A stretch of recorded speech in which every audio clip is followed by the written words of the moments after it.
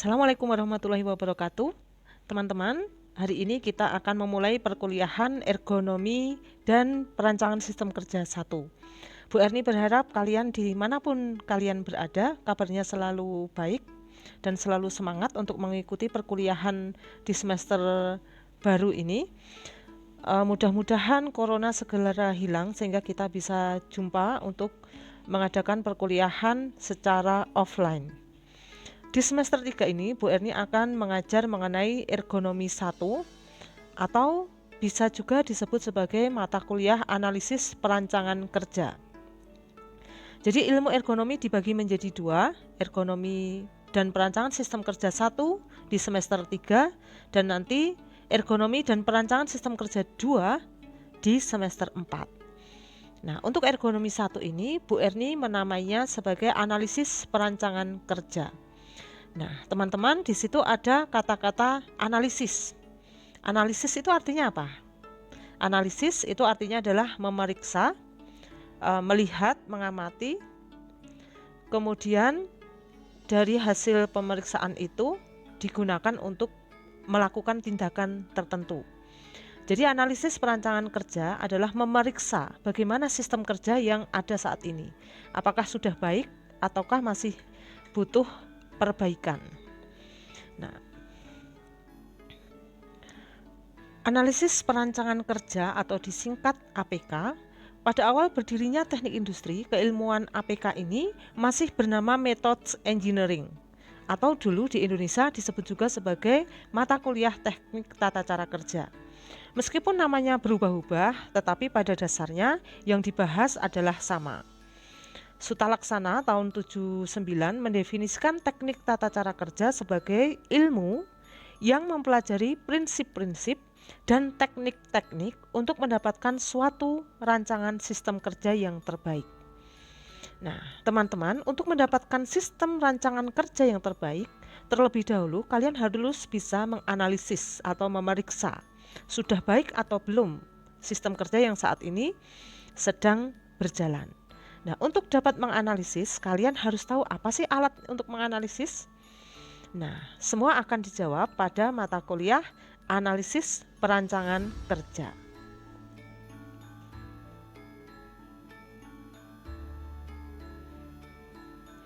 Oleh karena itu, APK atau analisis perancangan kerja adalah ilmu yang terdiri dari prinsip-prinsip dan teknik-teknik untuk mendapatkan rancangan terbaik dari sistem kerja yang terdiri dari manusia, mesin, material, dan peralatan kerja, serta lingkungan kerja agar sistem kerja tersebut efektif dan efisien. Jadi kata kuncinya teman-teman, analisis perancangan kerja itu terdiri dari prinsip-prinsip dan teknik-teknik untuk mendapatkan rancangan terbaik dari sistem kerja. Nah, adapun sistem kerja di bidang kita ada berbagai elemen. Elemennya adalah manusia, mesin, material, peralatan kerja, serta lingkungan.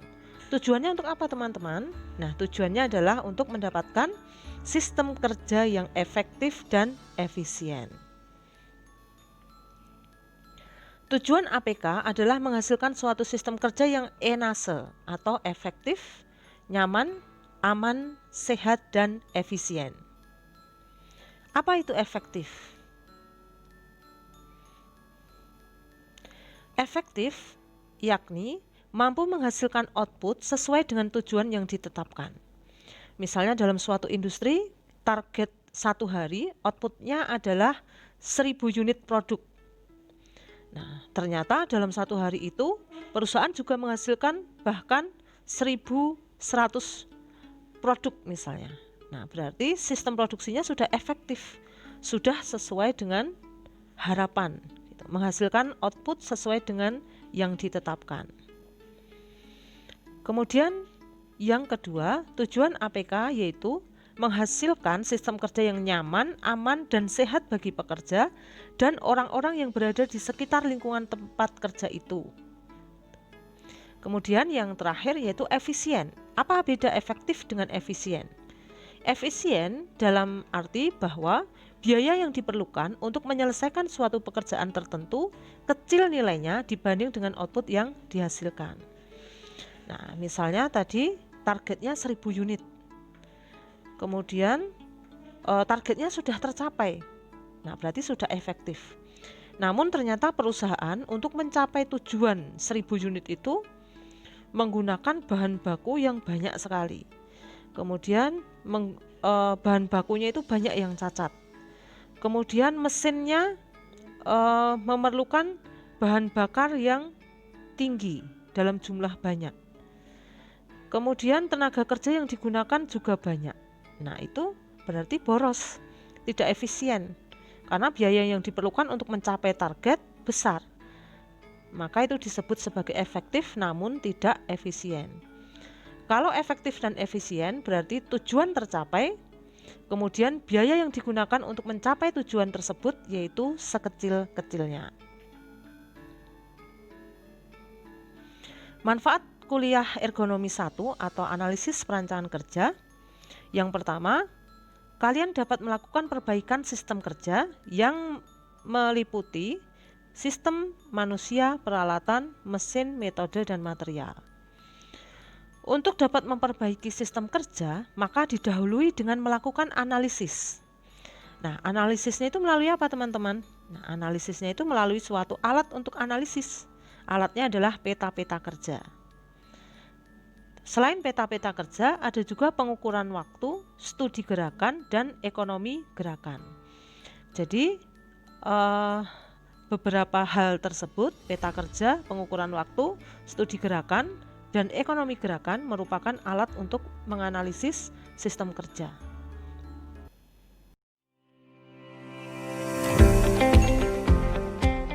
Mata kuliah analisis perancangan kerja membahas teknik-teknik analisa serta pengukuran kerja atas dasar kriteria waktu.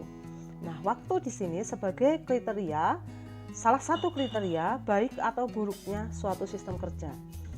Jika waktu yang digunakan untuk memproduksi suatu produk melebihi waktu standarnya, maka sistem kerja itu perlu diperbaiki. Kemudian, yang kedua, menjelaskan langkah melakukan perbaikan sistem kerja sehingga diperoleh sistem kerja yang sesuai dengan keterbatasan dan kemampuan manusia untuk mencapai produktivitas yang lebih baik. Jadi yang pertama, kalian bisa mengukur waktu kerja. Kemudian yang kedua, kalian juga bisa memperbaiki sistem kerja agar sesuai dengan keterbatasan dan kemampuan manusia. Jadi kriteria waktu saja tidak cukup untuk melihat kebaikan dari sistem kerja. Jika waktunya cepat tetapi tidak sesuai dengan kemampuan manusia dalam bekerja, maka sistem kerja itu dianggap masih buruk. Jadi dua hal ini adalah sistem kerja itu dilihat dari kriteria waktu, kemudian dilihat dari sesuai atau tidaknya dengan keterbatasan dan kemampuan manusia untuk mencapai produktivitas. Jadi kata kuncinya ada analisis, ada pekerjaan, kemudian pengukuran, dan perbaikan sistem kerja. Nah, teman-teman, di Indonesia masih banyak sekali industri, terutama UKM, yang tidak memperhatikan masalah keterbatasan manusia dalam bekerja. Masih banyak stasiun produksi yang tidak memperhatikan postur manusia ketika bekerja.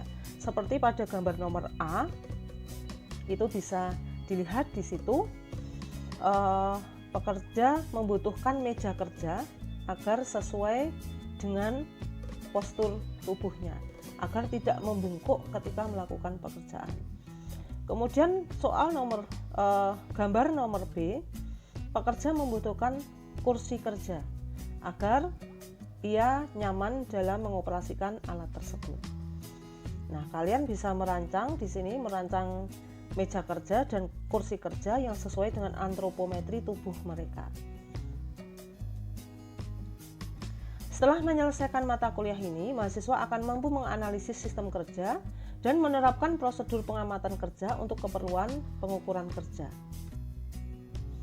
Kemudian sumber referensi dari materi ini adalah buku teknik tata cara kerja. Ini ada di perpustakaan. Besok kalau sudah normal kembali, kalian bisa pinjam di sana. Untuk kriteria penilaiannya ya. Untuk mendapat nilai A, nilainya harus lebih besar atau sama dengan 85. Persentase penilaiannya dari UKAT 1 sampai UKAT 4 dan tugas masing-masing 20%. Nah, materi yang akan kalian pelajari nanti diantaranya yaitu yang pertama teknik tata cara kerja secara umum. Kemudian selanjutnya adalah kalian akan belajar alat-alat untuk menganalisis sistem kerja, yaitu yang pertama adalah peta kerja untuk analisis kerja keseluruhan. Kemudian peta untuk analisis kerja setempat. Kemudian studi gerakan dan ekonomi gerakan. Nah, kemudian nanti setelah UTS kalian baru akan belajar mengenai pengukuran waktu. Nah, gambar ini menunjukkan contoh sistem kerja yang tidak sesuai dengan antropometri manusia. Nah, bisa dilihat pada gambar lingkaran merah itu, pekerja terlalu membungkuk untuk menjangkau kemasan produk. Nah, untuk menjangkau kardus itu. Jadi pekerja itu tugasnya adalah mengemas produk-produk ke dalam kardus, dia harus menjangkau kardus itu, kemudian menata produk di dalam kardus. Nah, ketika dia harus menjangkau terlalu jauh, maka ia membungkuk sehingga yang lelah adalah bagian punggungnya. Jika ini dilakukan berjam-jam selama sehari, maka yang terjadi adalah fatigue atau kelelahan. Nah, oleh karena itu, kita sebagai seorang teknik industri harus jelas bagaimana cara memperbaiki sistem kerja tersebut. Nah, kemudian teman-teman, ini cakupan materi yang kedua, yaitu setelah UTS, ada pengukuran waktu jam henti atau dengan stopwatch.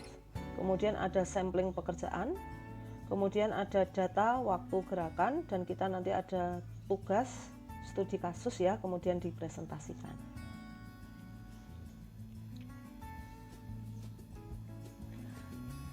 Keuntungan yang didapatkan dengan menerapkan keilmuan APK salah satunya adalah waktu kerja yang semakin pendek. Nah, waktu kerja yang semakin pendek tetapi masih memperhatikan keterbatasan manusia. Kemudian produktivitas yang lebih tinggi. Nah, produktivitas ini adalah output dibagi dengan waktu. Misalnya dalam satu hari kemarin menghasilkan 1000 unit, maka ketika produktivitasnya tinggi, dalam satu hari ia bisa menghasilkan 1500 unit. Nah, misalnya seperti itu. Kemudian keuntungan lain yang didapatkan dengan menerapkan ilmu APK adalah perbaikan sistem kerja. Perbaikan sistem kerja dapat dilakukan dan diterapkan pada berbagai komponen dan interaksi antar komponen sistem.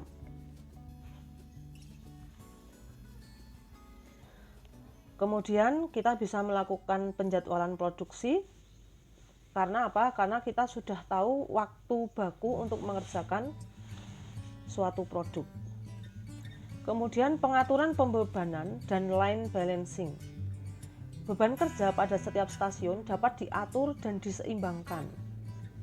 Nah, diseimbangkan berdasarkan apa? Berdasarkan informasi tentang waktu operasi, beban kerja fisik, maupun mental yang diterima pekerja.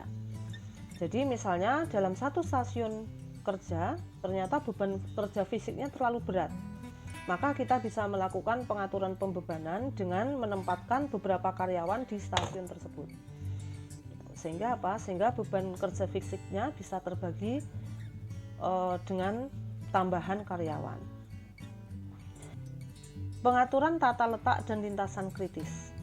Untuk merancang atau mengatur tata letak suatu pabrik, baik itu manufaktur maupun jasa, dibutuhkan informasi yang cukup tentang perancangan proses kerja, pengaturan dan pengukuran waktu kerja, keterkaitan antar berbagai aktivitas, dan lain-lain.